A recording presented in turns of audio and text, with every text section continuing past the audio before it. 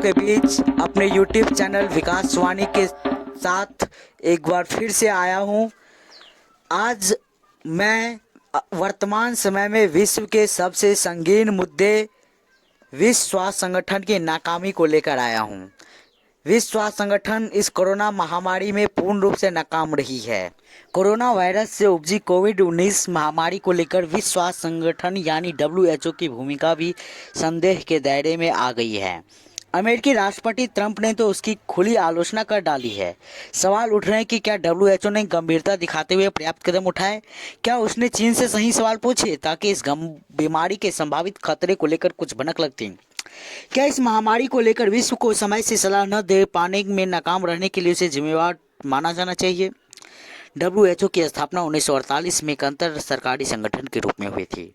इसका मकसद मानवीय स्वास्थ्य के सभी पहलुओं को सुधारने और बीमारियों की रोकथाम में अंतर्राष्ट्रीय सहयोग को बढ़ावा देना था। इसे एक निष्पक्ष तकनीकी संगठन के रूप में काम करना चाहिए था, लेकिन कई अंतर्राष्ट्रीय संगठनों की तरह यह भी अमीर और ताकतवर देशों के दबाव से प्रभावित होता है।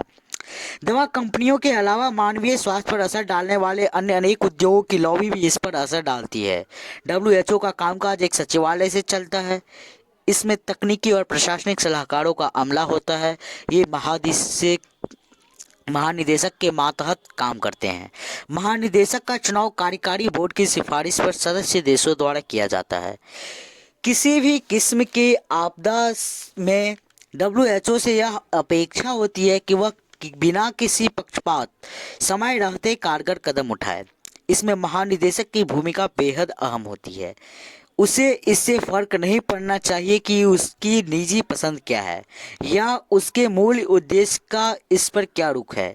मौजूदा महानिदेशक टेड्रोस गैब्रियेसस 2017 में चुने गए थे। इसके पहले वो इथियोपिया के विदेश मंत्री और उससे पहले वहीं के स्वास्थ्य मंत्री भी थे। उनकी अकादमिक पृष्ठभूमि सार्वजनिक स्वास्थ्य मसलों से जुड़ी है और उन्हें आपदा नियंत्रण का भी अनुभव है। इसे देखते हुए उन्हें तब एकदम सतर्क हो जाना चाहिए था जब 7 जनवरी को चीन ने कोरोना वायरस के फैलने की सूचना दी। इससे एक हफ्ते पहले चीन ने WHO को बताया था कि वुहान शहर में हो रही मौत की वजह चीन को पता नहीं लग पा रही। गैब्रियेसस तब भी सावधान नहीं हुए। क्या वह चीन के प्रभाव में थे जिससे उनके चुने जाने का जबरदस्त समर्थन किया था? WHO ने 20 जनवरी को कोविड-19 से जुड़ी पहली रिपोर्ट जारी की। तब तक कोरोना थाईलैंड, जापान, दक्षिण कोरिया में दस्तक दे चुका था। WHO ने दावा किया कि उसने बदलते घटनाक्रम को देखते हुए खुद को सक्रिय कर दिया था, पर ऐसा लग नहीं रहा कि वह जरूरी तत्परता दिखा रहा था। 23 जनवरी को चीन ने अपने हुबे प्रांत को लॉकडाउन कर दिया। वुहान इसी प्रांत की राजधानी है। चीन को जब संक्रमण को रोकने का कोई और उपाय नहीं सूझा तब उसने यह कदम उठाया। इससे WHO और एक तरह से दुनिया भर में खतरे की घंटी बज जानी चाहिए थी। ऐसा नहीं हुआ। हालांकि कुछ देशों ने चीन से आने वाले लोगों की स्क्रीनिंग जरूर शुरू कर दी। हालात का मुआयना करने के लिए ट्रेडर्स 27 जनवरी को चीन पहुंचे। इस दौरान वह राष्ट्रपति शी जिनपिंग और चीनी स्वास्थ्य विशेषज्ञों से मिले।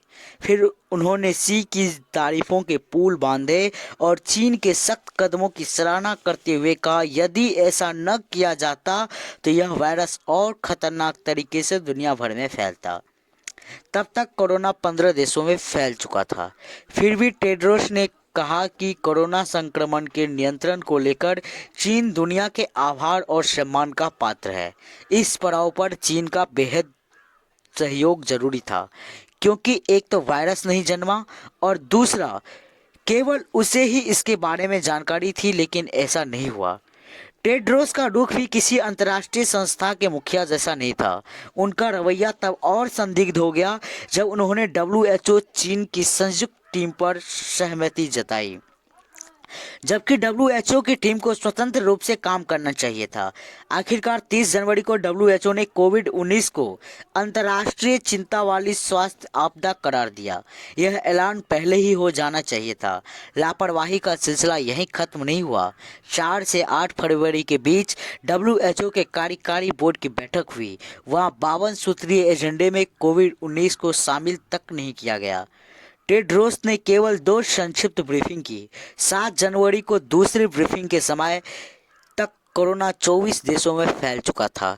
इसके लिए कार्यकारी बोर्ड के सभी सदस्य सहित उसके जापानी प्रमुख भी गैर जिम्मेदार माने जाएंगे, जो इस खतरे को भांपकर डब्ल्यूएचओ को सक्रिय नहीं कर पाए।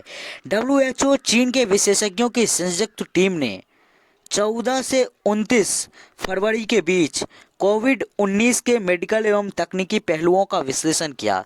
इसकी रोकथाम के सुझावों पर ध्यान केंद्रित करने के बजाय इन विशेषज्ञों ने अंतर्राष्ट्रीय बिरादरी को यह सलाह दी कि वे चीन के साथ अपना संपर्क पुनः जोड़ें ताकि वहां आर्थिक गतिविधियां फिर से जोर पकड़ सकें।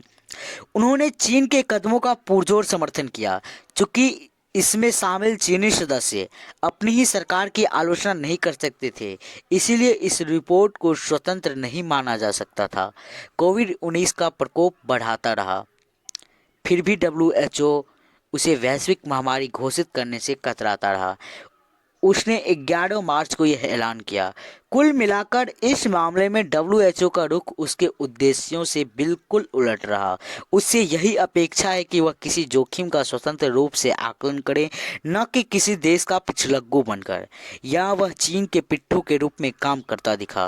फिलहाल तो अंतर्राष्ट्रीय समुदाय का पूरा ध्यान कोरोना संकट से निपटने में सहयोग और एकजुटता पर केंद्रित होनी चाहिए, लेकिन वह इसकी भी अनदेखी नहीं कर सकता कि जिस डब्ल्यूएचओ को प्रहरी की भूमिका निभानी चाहिए था, वह उसमें बिल्कुल ही नाकाम रहा।